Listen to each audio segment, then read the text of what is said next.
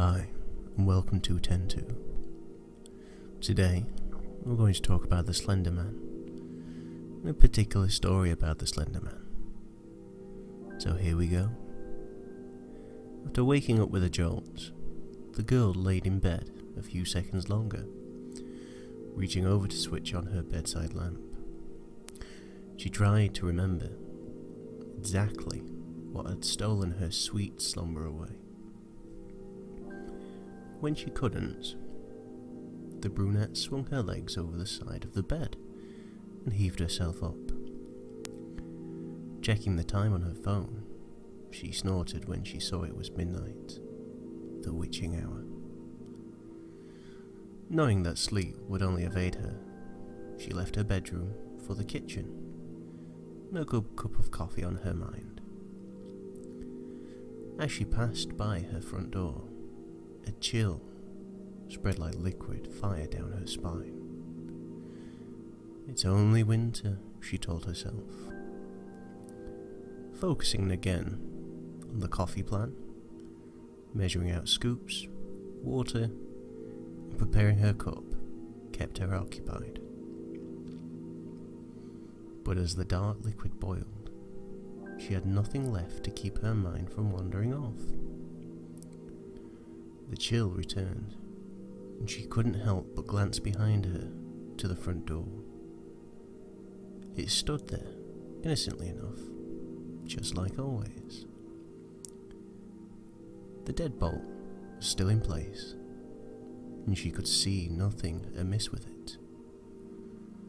Turning back to her coffee, she did her best to forget about the feeling. With her cup in hand, she started back towards her bedroom. As she walked by the front door, she decided that a quick glance out the peephole would help calm her restless mind. The chill worsened with each step she took towards the door, and further away from the safety and warmth of her blankets. She pressed her empty hand against the cold metal door and took a deep breath before leading her eye to the peephole. At first, she could only see an inky blackness, and somehow seemed to swirl in itself. When she blinked in surprise, the void melted away. She wished it hadn't. In its place, there stood what she could only guess was once a man.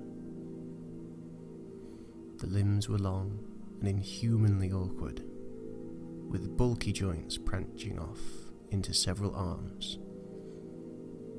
not unlike the branches of a tree.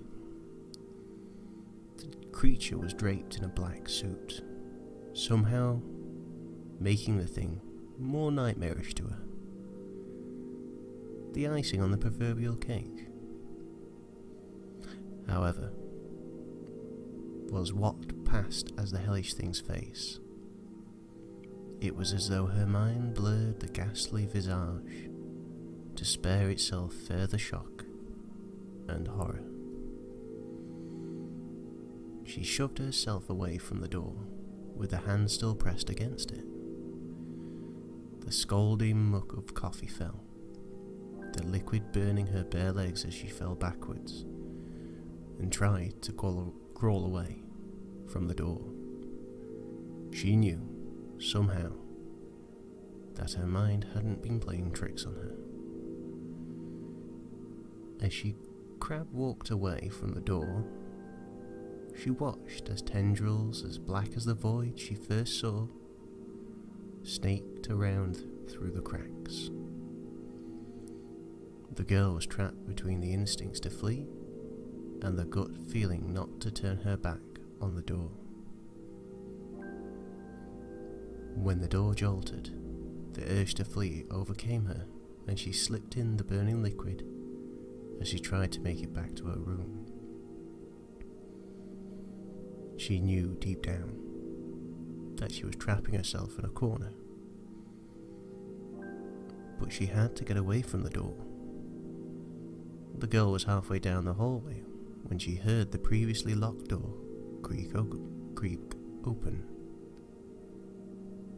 She screamed and slipped into a wall, cracking her chin on it and stunning her. After that, there was only blackness.